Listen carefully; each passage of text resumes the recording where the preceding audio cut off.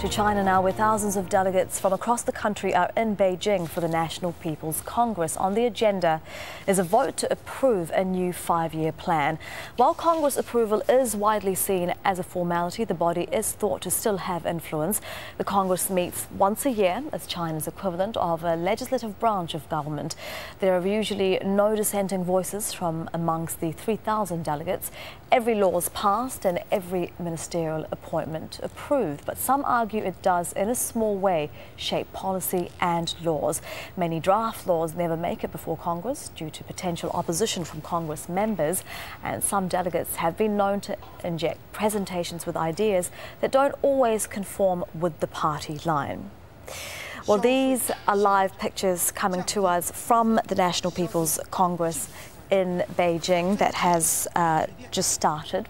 Let's go to our correspondent, Adrian Bowen. He is in Beijing outside the Great Hall of the People. So the Prime Minister has been outlining his objectives for the next 5 years. Any surprises, Adrian?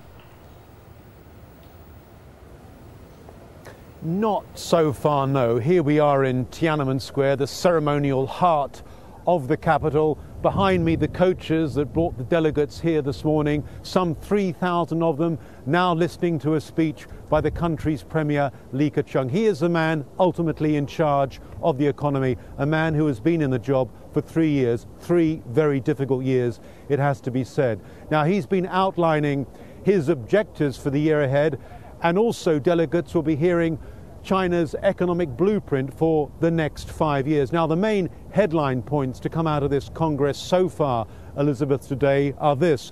In the next 5 years, China wants to achieve a GDP of 6.5%. GDP, of course, is the one figure that economists obsess about at the moment. The government also wants to create a staggering 50 million new jobs in the next 5 years, so 10 million jobs a year for the next 5 years.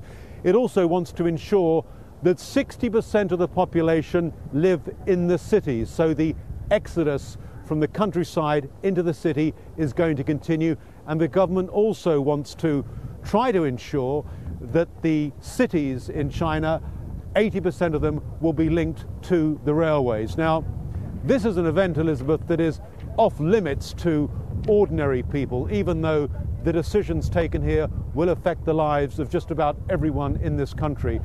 We've been finding out what ordinary people make of it all. I care about policies that will affect our daily lives. My life changed a lot in the past 5 years. I hope after the NPC I'll see more and better changes. In the past 5 years, my life definitely became better. I think it's because the macroeconomic policies are good. My life in the past 5 years did not change much. I work for an IT company. Basically, my company is not easily affected by how economy goes. Of course, the more money, the better. But sometimes it's not a good thing. When the government issues too much cash, the more money they issue, the higher prices are. It feels different. You spend 100 or 10 on a bottle of noodles. What I care about is the livelihood issues. Whatever policies that will benefit us, ordinary citizens. Housing, schooling, environment, public transportation, all of these. What I care about most is quality of people. The manner needs to be improved, but I guess it's difficult to make it better with any government policies. I have medical insurance, but the copay is too high. If you're admitted into a hospital, there's another copay. I hope this issue will be tackled at this year's NPC, but if not, there's nothing I can do about it. So do people in China, Adrian, have high expectations from the Congress? I think that most people you speak to will say, you know, my life is certainly better than the way it was 10 years or even 5 years ago. But if you say to them, do you think your life will be better 5 years from now?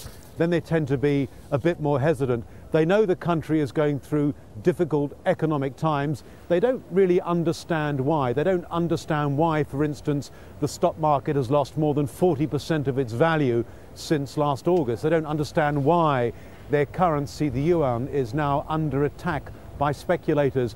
and they don't understand why there are so many empty cities in China. Of course, all these empty cities point to another large problem, and that is debt, the debt that local governments have been accumulating. It's a very complex picture here at the moment. There are so many things happening on so many different levels in China right now. You know, the stock market, which I mentioned, is merely a barometer of what's happening to China's economy at the moment. It is not the barometer.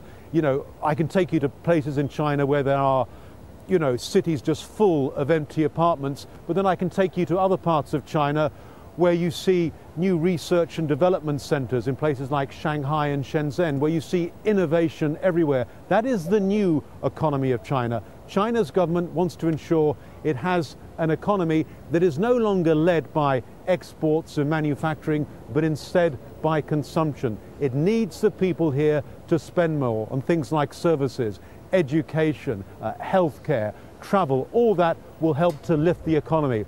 But the problem is the Chinese people are enormous savers, and the government wants to try to unlock those savings. That is the key, it believes, to getting the economy moving again. Adrian, thank you very much for that. That's Adrian Brown with our coverage of China's National People's Congress. Thank you.